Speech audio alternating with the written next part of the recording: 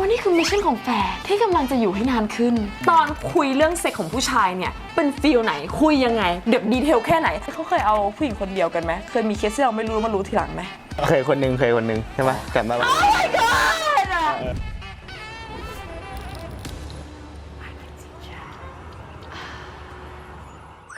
Hello and welcome to I Can Teach All นะคะชื่อรายการค่ะยินดีต้อนรับโป้งกับปั้นค่ะสวัสดีครับ สวัสดีค่ะไหนลองแนะนำตัวเองสิว่าใครคือใครครับผมโป้งนะฮะมาจากช่องเดอะแฟดครับผมปั้นนะมาจากช่องเดอะแฟดนะครับทำไมเรามาทำช่องเดอะแฟดได้ยังไงตอนแรกอะเริ่มทำเกี่ยวกับเรื่องกินฮะคือเป็นคนกินเก่งกินตะกะกินมูมามากครับผมก็เริ่มจากช่องกินแล้วเสร็จแล้วก็ไปเปิดเป็นเพจตอนนี้เพจก็ทำเป็นทั้งกินแล้วก็เที่ยวแล้วก็ฟิตเลยฮะ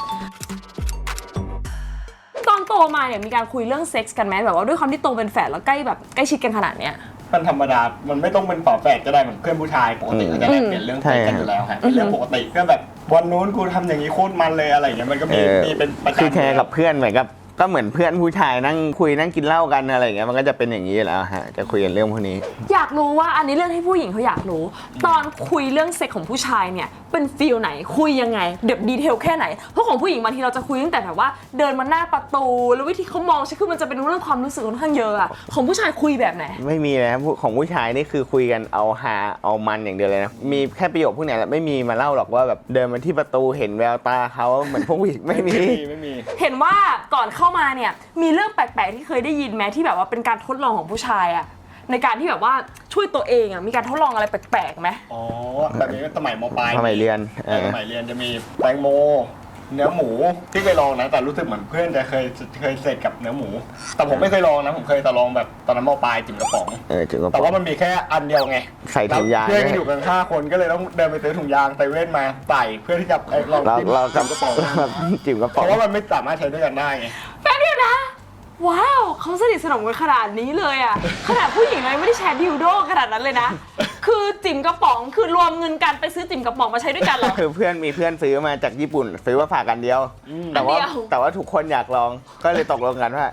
งั้นใส่ถุงแล้วกันมันจะได้ไม่เลอะเทอะไงแล้วใครได้ลองบ้าง2คนนี้ได้ใครลองผมก็ลองทุกคนนะครับตอนนั้นใครแต่ตอนนั้นรู้สึกไม่เวิร์กนะผู้ชายมันเยอะด้วยมั้งฮะแล้วมันแบบอยู่กันหลายคนมันก็เขินอ่ะเอามือลองไม่ได้นะลองก็เป็นกลุ่มวงกลมหรือไปทำในห้องน้ำก็เดินเข้าห้องน้ำไปพร้อมกันคือเขาก็นั่งดูกันรอกันว่าจะเป็นยังไงอย่างนี้เลยแต่มันก็มีจำได้มันมีคนหนึ่งบอกงั้นพวกมึงออกไปเลยเดี๋ยวกูจะเบ้าคนอื่นเดินออกไปแล้ว Fun fact ชนิดของถุงยางและการเลือกขนาดในสมัยโบราณถุงยางที่นิยมใช้กันนั้นมักจะทำมาจากลำไส้สัตว์อย่างหมูหรือแกะเพราะมีสัมผัสที่บางนุ่มแต่ปัจจุบันไม่นิยมกันและถุงยางมีเพียง2ชนิดเท่านั้นค่ะ 1. ทำมาจากยางธรรมชาติมีราคาถูกยืดหยุ่นได้ดีสวมใส่กระชัดรับแนบเนื้อแต่ไม่สามารถใช้ร่วมกับสารหล่อลื่นประเภทที่ผลิตจากน้ำมันปิโตรเลียมหรือพวกมิเนอรัลออยล์ได้เพราะอาจจะทำให้คุณภาพและการป้องกันเสื่อมลงค่ะ 2. ทำจากถุงยางพลาสติกเหนียวทนนานสามารถใช้สารหล่อลื่นที่ผลิตจากน้ำมันปิโตรเลียมหรือพวกมิเนอรัลออยล์ได้สามารถทำให้บางได้ถึง 0.1 มิลลิเมตรทำให้รู้สึกเหมือนไม่ใส่อะไรเลยแต่ราคาอาจจะสูงกว่าซึ่งขนาดของถุงยางจะวัดจากเส้นรอบวงไม่ใช่ความยาวเพราะถุงยางเกือบทุกยี่ห้อจะทำความยาวมาเท่ากันคือประมาณ 6-7 นิ้วเท่านั้นถุงยางไซส์49เส้นรอบวงอยู่ที่ 11-12 เซนติเมตรไซส์52เส้นรอบวง 12-13 เซนติเมตรไซส์54เส้นรอบวง 13-14 เซนติเมตรและไซส์56เส้นรอบวง 14-15 เซนติเมตรค่ะเคยได้ยินมาว่าแฝดเขาอ่านใจกันได้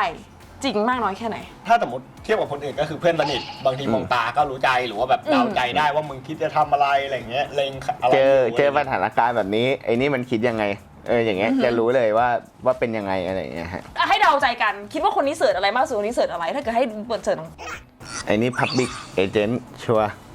ไม่เคยไม่ชอบ Public Agent คืออะไรอะไปติดต่ออะไรอย่างเงี้ยไปติดต่อคนแล้วก็แบบเหมือนเรียวๆแล้วก็แบบเล่นกันที่ Public เลยคือฉันขอมีอะไรกับเธอที่สาธารณะแล้วก็มีกันเหมือนเขาจะติดกล้องไว้บนหัวแล้วก็POV ใช่โอเคเอาผิดแล้วเขาคิดว่าเขาดูอะไรนักเรียนอะไรอย่างเงี้ยนักเรียนญี่ปุ่นอะไรอย่างเงี้ยไม่ใช่เฉลยความจริงผมชอบแนวแบบก็นักเรียนแหละแต่ชอบแบบคอลเลจทางอเมริกาปาร์ตี้นักเรียนอะไรเงี้ยคอลเลจใช่แล้วเรา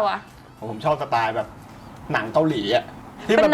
ที่มันเป็นหนังยาวๆหน่อยอะไรเงี้ยผู้หญิงจะแบบน่ารักพระเอกจะหน้าตาดีอะไรเงี้ยตอนถูกว่ามันจะไม่เห็นอะไรเยอะมากมันจะเป็นแบบ มันจะเป็น feeling หรอชอบแบบ feeling หรอ ใช่ก็ได้ ชอบเคยดูหนังเรื่องว่าอะไรวะไอ้ Sunset of the Flower อะไรนะ flower สักอย่างเคยดูไหม Frozen flower เคยดูใช่ไหมโยนแล้วฉันตกใจมากว่าหนังเกาหลีเป็นขนาดนี้เคยดูไหม Frozen flower ไม่เคยครับมันเกี่ยวกับเดี๋ยวเขาเล่าให้ฟังนะมันเกี่ยวกับพระเอกอะไปชอบจักรพรรดิที่เขาเป็นเกย์หรือเปล่าแล้วเขาเอากันแล้วเสร็จทีเนี้ยมเหสีอะคิงอ่ะเขาไปเอากับมเหสีไม่ได้เพราะว่าเขาเป็นเกย์เขาก็เลยอยากให้ไอ้คนรักของเขาอ่ะซึ่งเป็นทหารที่ใกล้ตัวของเขาใกล้ชิดของเขาอ่ะไปทำลูกให้หน่อยซึ่งมันจะมีเวลาในการเอากันที่เหมาะสมในการเมคลูกแต่ทีเนี้ยพอพี่นี่ไปเอากันมันเสือกชอบกันแล้วเอากันเรื่อยๆโอ้เอาไปดูนะ Frozen Flower แล้วเราเป็นคนเลือกดูหนังแม่เหมือนกับว่าใช้เวลานานไหมหรือว่าดูเลยดูอันไหนที่มันยอดวิวเยอะกดเข้าไปแล้วก็กดไปเรื่อยๆไม่ชอบก็เปลี่ยนเรื่องไม่ชอบก็เปลี่ยนเรื่องแต่ดูไปเรื่อยๆฮะหรอแล้วการชักในการดูไปด้วยอ่ะอารมณ์มันจะลดไหมพอเปลี่ยนเรื่องต่อได้เลยฮะคือมันเหมือนเปลี่ยนท่านะคือมันต่อได้เลยนะแต่ผมไม่ชอบเสร็จไวผมจะแบบพอนั่งดูไปเรื่อยๆกดเปลี่ยนเรื่องไปเรื่อยพอเริ่มรู้สึกว่ามันกราฟมันเริ่มขึ้นมาจนใกล้จะเต็มแล้วผมก็จะออกแล้วก็ไปถ่าย TikTok เฮ้ยคือทำอย่างอื่นอีกกิจกรรมอื่นเลยเหรอใช่เราค่อยกลับมาดูใหม่มันจะได้อึดๆผมฝึกให้อึดไงเขาฝึกกินแล้วเขาฝึกอึดด้วยจะเวิร์กไหมอยากรู้อันนี้อยากรู้ว่าถ้าเกิดการในการพยายามอยู่ให้นานขึ้นอ่ะเวิร์กฮะจริงเหรอมันฝึกได้เหรอฝึกได้มันไม่มีผู้หญิงคนไหนพอใจหรอกผู้ชายที่เข้าไปแบบตึงตุ้มมันไม่มีใครชอบหรอกมันก็ต้องแบบนานๆหน่อยต้องนานๆแต่ว่านี่คือมิชชั่นของแฟนที่กำลังจะอยู่ให้นานขึ้นบอกเทคนิคหน่อยถ้าเกิดสมมติว่าผู้ชายคนนี้มีดูอยู่ตอนนี้เขาบอกว่าผมเนี่ยไม่ค่อยอึดเลยถ้าเกิดจะให้แนะนำอย่างเงี้ยทำยังไงมันแบบเป็นรูทีนที่เรากำลังฝึกอยู่แล้วรู้สึกว่ามันเวิร์กตั้งแต่ตอนไหนใช้เวลานานแค่ไหนทำอะไรก่อนลองดูบอกเลยถ้าผมมาเทคนิคนะฝึกที่บ้านผมจะใช้วิธีการคือเราออกไปทำอย่างอื่นออกไปสไลด์แต่ถ้าเกิดเป็นสนามรบจริงสมมุติว่าเรามีความรู้สึกว่าเราใกล้แล้วแบบจะไปแล้วมันไวเกินไปลุกขึ้นเลยบอกผู้หญิงไปฉี่แป๊บหรือไม่ก็ลุกขึ้นไปเราต้องเตรียมไอ้นี่ไว้เตรียมพวกบรันดีหรือไม่ก็เบียร์ไว้ใกล้ๆมือเราเดินออกไปปุ๊บกลึบนึงก่อนเราค่อยกลับมาต่อแล้วอยู่ล่ะก็เหมือนกันแหละฮะก็ทำแบบนั้นแหละก็คือพยายามชักให้มันนานๆให้มันอึดๆฝึกตั้งแต่ที่บ้านเป็นผู้ชายนะถ้าบางคนเขาไม่คิดไงผู้ชายบางคนเขาไม่คิดว่าความรู้สึกของผู้หญิงมันเป็นยังไงแต่ถ้าอย่างพวกกับปั้นน่าจะคิดเหมือนกันแหละว่าความรู้สึกคือไม่ใช่เราถึงฝั่งคนเดียวมันไม่ใช่เราอยู่ๆเราก็ต้องผู้หญิงก็ต้องไปกับเราเขาจะแฮปปี้กว่าไงเราก็เลยอยากให้เป็นอย่างนั้นมากกว่า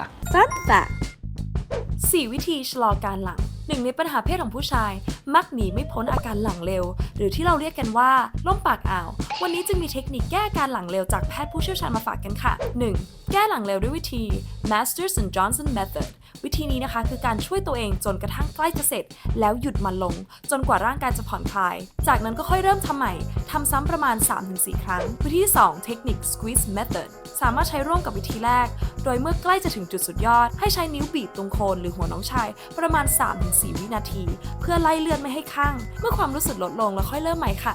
3. ใช้ถุงยางอนามัยโดยอาจจะเลือกถุงยางที่มีความหนาเพื่อลดความรู้สึกลงหรือจะเลือกถุงยางที่มียาชาช่วยชะลอการหลั่งค่ะ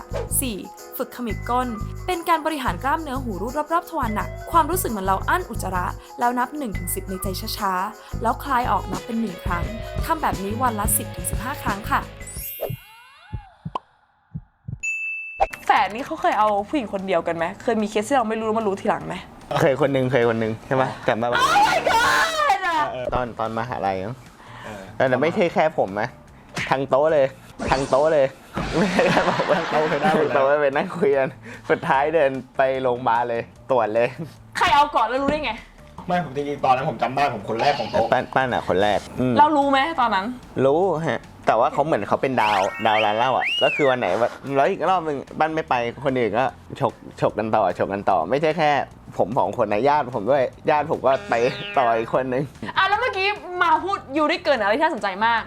ไปตรวจอันนี้คนไม่คุยกันเยอะเราผู้ชายเรามาคุยกันเลยไปตรวจอะไรยังไงมันมี process ยังไงหรือเราตรวจกันบ่อยไหมหรือเป็นยังไงเล่าให้ฟังหน่อยจริงๆก็ตรวจอยู่เรื่อยๆนะแต่ก็ไม่ได้ตลอดเพราะเราไม่ได้หลังๆมาเราก็ไม่ได้มั่วแล้วไงแต่ว่าหมายถึงว่าตอนก่อนจะคบกับแฟนใหม่อะไรเงี้ยก็จะบางทีผ่านโรงพยาบาลก็เข้าไปตรวจรอบหนึ่งเราเข้าโรงพยาบาลไหนก็ได้เลยก็บอกเขาว่าตรวจ HIV 2 ชั่วโมงก็ดูผลแล้วมั้งใช่ไหม ใช่ฮะ หรือว่าถ้าใครอยากฟรีก็ไปที่คลินิกมีระนาข้างจุฬาข้างจุฬาจะมีที่ตรวจอยู่ตรงนั้นก็ฟรีมีถุงยางมีอะไรให้หยิบครบเลยก็คือ เราไปคลินิกเดียวกันนี่ เคยไปด้วยเหรอ ใช่ แล้วโอเค ไม่ใช่อยากให้มาโปรโมทตรงนี้ อันนี้คือการป้องกันและการแบบว่าอยากให้พูดหน่อยว่ามันง่ายอะไรแค่ไหน คือต้องโทรไปนัดก่อนไหมหรืออะไรยังไง เข้าไปก็คือตรวจได้เลยอ่ะเขาก็เจาะเลือดแล้วเราก็รอผลกี่ชั่วโมงนะชั่วโมงเดียว ก็ได้แต่ถ้าคลินิกนี้แล้วนามอย่างเงี้ยคนมันจะค่อนข้างเยอะเพราะเป็นคลินิกฟรีเนาะจะเยอะแต่ว่าถ้าโรงพยาบาลเอกชนทั่วไปก็น่าจะประมาณ1,100 500 1,000อะไรเงี้ยระหว่างนั้นเราก็ตรวจเลือดเสร็จเราก็ลงไปนั่งกินข้าวไปกินอะไรสบายๆฟุตก่อนแล้วเดินขึ้นมาลุ้นผลอีกทีนึง แต่รอผลน่ะไม่นานนะแต่มันจะรู้สึกว่านานมากใช่ไหมเคยไหม ไม่ครั้งแรกๆอ่ะมันตื่นเต้น เพราะเราก็รู้สึกว่าไม่เป็นไรหรอกแต่ในใจคิดว่าแล้วถ้ามันเป็นล่ะมันจะมีโมเมนต์นิดนึงในหัวแบบว่าเราจะไปยังไงต่อไม่ได้แพลนอ่ะแต่ในใจก็คือค่อนข้างชัวร์แล้วแหละเราไม่ทำตัวเสี่ยงไงพอติฉันเริ่มชินกับไอเดียว่าการไปตรวจเนี่ยดีกว่าไม่ตรวจด้วยซ้ำอ่ะแล้วเราตรวจไปเรื่อยๆเราจะรู้สึกว่ามันเป็นเรื่องธรรมดามากคือมันเป็นแบบหน้าที่ของเราที่ไปตรวจด้วยซ้ำแล้วมันไม่ได้อันตรายเพราะเราจะบอกเลยนะคือใครอย่าเข้าใจผิดนะว่าสมมติว่าถ้าเกิดเราไม่นับ HIV แต่นับว่าแบบไปตรวจฉี่เป็นแบบว่าหนองในเป็นอะไรอย่างเงี้ยมันรักษาหายทุกคนไอ้ที่น่ากลัวกว่านี้คือคุณไม่รู้แล้วคุณเก็บไว้นานเช่นบางอย่างอ่ะถ้าเกิดไม่ทรีตเลยอ่ะไม่รักษาเลยเป็นหมันได้แต่บางอย่างคือกินยา1 อาทิตย์หายขาดอย่างเงี้ยทำไมจะไม่ไปตรวจวะคือฉันรู้สึกว่าถ้าเกิดนับตามความแบบเหตุและผลเลยนะยูไปตรวจยูเสียเงินไปรอบนี้ถ้าเกิดยูไม่เป็นอะไรอย่าคิดว่าโอ้ยเสียดายตังค์อุตส่าห์ไปตรวจแบบไม่เห็นเป็นอะไรเลย ไม่คืออย่างน้อยก็สบายใจไงตรวจปีละครั้งมันไม่แพงกับสุขภาพเลยแต่ถ้าเกิดเรารู้ว่าอ๋อฉันติดอันนี้มากินยา7 วันหายอย่างเงี้ยมันทำไมจะไม่ไปตรวจอะไรอย่างเงี้ยก็เลยอยากจะมาแชร์ว่าที่จริงมันง่ายเนาะใช่ครับใช่แล้วถึงแม้เป็น HIV ผมว่ามันก็เดี๋ยวนี้ยาต้านมันดีถ้าเกิดได้รับยาโดยเร็วๆอ่ะมันคือคนที่ไม่ได้เป็นเลยนะแค่เหมือนกับมีเชื้อแฝงอยู่ในร่างกายก็คืออาการจะเป็นปกติสามารถมีเซ็กมีลูกมีครอบครัวได้เพียงแต่ว่าคุณต้องกินยาตลอดแล้วยิ่งแบบกินยารักษาไวๆอนาคตมันอาจจะหายขาดได้แล้วตรวจเนี่ยที่คลินิกนี้แนะนำอ่ะข้อดีของมันคือเขาเก็บความลับดีมากคือคนที่ไปที่นั่นเขาไม่ได้มานั่งแบบโอ้เกิดอะไรขึ้นคือทุกอย่างมันค่อนข้างทำได้แบบประสิทธิภาพเนาะไปปุ๊บแล้วเขาก็จะถามอะไรนะบัตรประชาชนปะให้กรอกตรงนี้แล้วก็มีสแกน QR code ตรงนี้ตื้นๆนิดนึงรับยาแล้วก็ไปรอเข้าไปปุ๊บอันนี้คือฉี่ในนี้นะพอฉี่นี้ปุ๊บเขาบอกว่าถ้าเกิดฉี่เนี่ยรอประมาณ1 อาทิตย์ถึง 2 อาทิตย์ถ้าเกิดเป็นเลือดเนี่ย2 ชั่วโมงได้ถ้าเกิดตรวจเลือดเนี่ย2 ครั้งฟรีในปีหนึ่งรู้เลยฟรีแล้วถุงยางไปเอาที่นั่นฟรีได้ใช่หยิบได้ไม่อั้นเลยไม่แต่ดีที่แบบตอนนี้เราเหมือนกับเราเป็นคนรุ่นใหม่เรารู้สึกว่ามันไม่ได้เป็นเรื่องน่าอายเหมือนกับแต่ก่อนอ่ะโอ้โหไปตรวจทีอายชิบหายเลยจะเดินข้ามถนนพี่ป๋องเขามาเล่าให้ฟังเขาตรวจแล้วเขาอายมากคือเขากลัวคนแบบขี่รถบัสผ่านจะรู้จักเขาอ่ะเราจำได้ว่าตอนนั้นเนี่ยเราก็นั่งรถเมล์ไปก็ลงรถเมล์แล้วคลินิกอยู่ตรงติดถนนเลยเราจะเดินไปปุ๊บเราก็ทำเป็นเดินแบบทำเป็นไม่ได้สนใจทำเป็นแบบแต่รู้ละตรงเนี้ยจะรถเมล์มาทีก็กระเป๋านักเรียนบังรถเมล์เพราะมันอยู่ติดถนนน่ะรถเมล์มาทีก็กระเป๋าบังบางทีมันมีเด็กนักเรียนโรงเรียนอื่นเดินมาทำไมโรงเรียนนี้มันมาเดินแถวนี้วะเราก็จะแบบก้มๆหน้าอะไรเงี้ยจังหวะพอเห็นว่าคนมันปอดคนแล้วก็เห็นละปุ๊บเข้าไปแล้วก็กระเป๋าปิดแล้วก็เข้าไปข้างในแต่ด้วยความที่แบบสมัยนี้รู้สึกว่าแบบไปตรวจดีๆอย่างน้อยได้รู้ปลอดภัยไว้ก่อนเพราะจริงๆเดี๋ยวนี้ตอนที่ผมไปตอนนั้นผมเรียนอยู่จุฬาก็เด็กจุฬาก็ไปวิศวะจุฬาก็ยกแก๊งกันไปเลยนะ